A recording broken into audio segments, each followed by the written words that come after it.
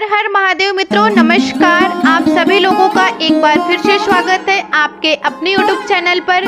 तो मित्रों, आज के इस वीडियो के माध्यम से मैं आप लोगों के लिए लेकर आ गई हूँ शिव पुराण कथा का अध्याय 4। तो वीडियो को बिना स्किप किए हुए अंत तक देखिएगा और वीडियो को एक लाइक जरूर कीजिएगा। और अगर आप हमारे चैनल पर नए हैं तो चैनल को सब्सक्राइब जरूर कीजिएगा और वीडियो के बाकी के अध्याय आप हमारे इस चैनल के माध्यम से देख सकते हैं। तो चलिए आज की कथा आरंभ करते हैं। ब्राह्मण बोले, नारी तुम सौभाग्यशाली हो जो भगवान शंकर की कृपा से तुमने वैराग्यपूर्ण शिव पुराण की कथा सुनकर समय से अपनी गलती का एहसास कर लिया। तुम डरो मत और भगवान शिव की शरण में जाओ। उनकी परम कृपा से तुम्हारे सभी पाप नष्ट हो जाएंगे। मैं तुम्हें भगवान शिव की कथा सहित वह मार्ग बताऊंगा जिसके द्वारा तुम्हें सुख देने वाली उत्तम गति प्राप्त होगी। शिव कथा सुनने से तुम्हारी बुद्धि शुद्ध हो गई है और तुम्हें पश्चाताप हुआ है तथा मन में वैराग्य उत्पन्न हुआ है। पश्चाताप ही पाप करने वाले पापियों के लिए सबसे बड़ा प्रायश्चित है। पश्चाताप ही पापों का शोधक है, इससे ही पापों की शुद्धि होती है।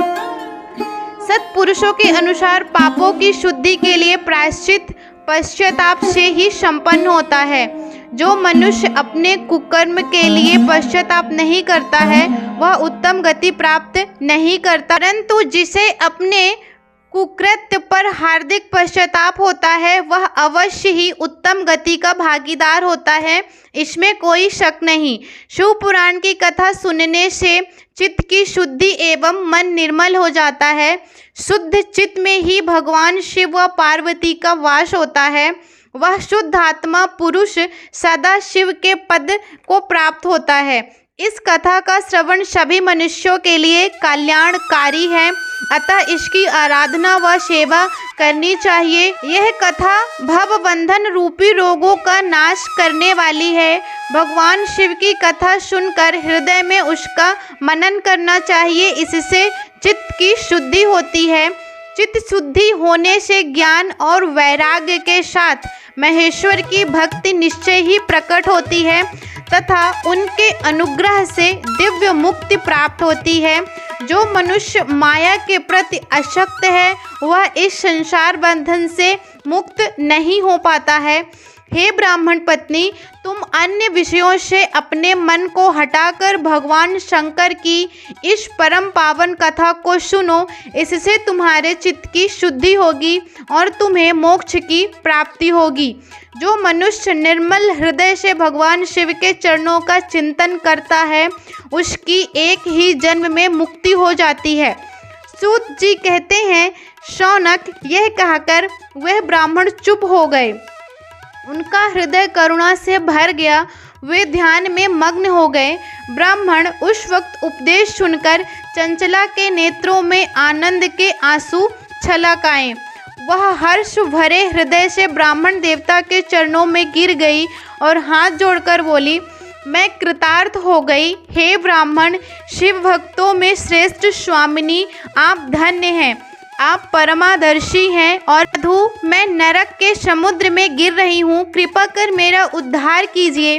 जिस पौराणिक व अमृत के समान सुंदर व शिव पुराण कथा की बात आपने की है उसे सुनकर ही मेरे मन में वैराग्य उत्पन्न हुआ है। उस अमृतमय शिव पुराण कथा को सुनने के लिए मेरे मन में बड़ी श्रद्धा हो रही है, कृपया आप मुझे उसे सुनाइए।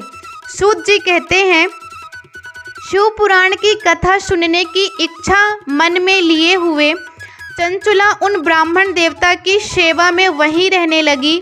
उस गोकर्ण नामक महाक्षेत्र में उन ब्राह्मण देवता के मुख से चंचला शिव पुराण की भक्ति, ज्ञान और वैराग्य बढ़ाने वाली और मुक्ति देने वाली परम उत्तम कथा सुनकर कृतार्थ हुई। उसका चित्त शुद्ध हो गया। वह अपने हृदय में शिव के सगुण रूप का चिंतन करने लगी। वह सदैव शिव के सच्चिदानंदमय स्वरूप का स्मरण करती थी। तत्पश्चात वह अपना समय पूर्ण होने पर चंचुला ने बिना किसी कष्ट के अपना शरीर त्याग दिया। उसे लेने के लिए एक दिव्य विमान वहां पहुंचा। वह विमान शोभा साधनों से सजा था एवं शिवगणों से सुशोभित था। चंचुला विमान से शिवपुरी पहुंची। उसके सारे पाप धुल गए। वह दिव्यांगना हो गई और गौरांगी देवी मस्तक पर अर्धचंद्र का मुकुट व अन्य दिव्य आभूषण पहने अपने शिवपुरी पहुंची। वहां उसने सनातन देवता त्रिनेत्रधारी महादेव शिव को देखा। सभी देवता उनकी सेवा में भक्ति भाव से उपस्थित थे। उनकी अंग कांति करोड़ों सूर्य के समान प्रकाशित हो रही थी। 5 मुख और हर मुख में 3 नेत्र थे। मस्तक पर अर्धचंद्राकार मुकुट शोभायमान हो रहा था।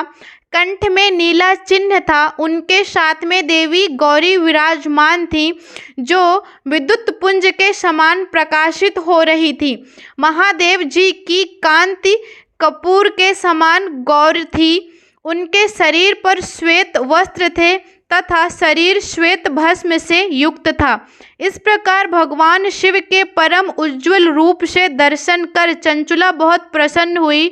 उसने भगवान को बारंबार प्रणाम किया और हाथ जोड़कर प्रेम, आनंद और संतोष से युक्त हो विनती भाव से खड़ी हो गई।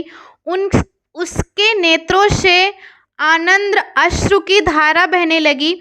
भगवान शंकर व भगवती गौरी ने करुणा के साथ सौम्य सृष्टि से देखकर चंचुला को अपने पास बुलाया। गौरी उमा ने उसे प्रेम पूर्वक अपनी सखी बना लिया।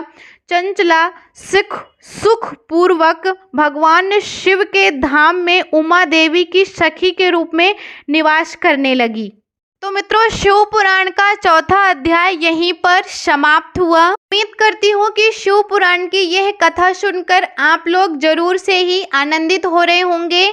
फिर मिलेंगे नेक्स्ट वीडियो पर। तब तक के लिए हर हर महादेव, नमस्कार।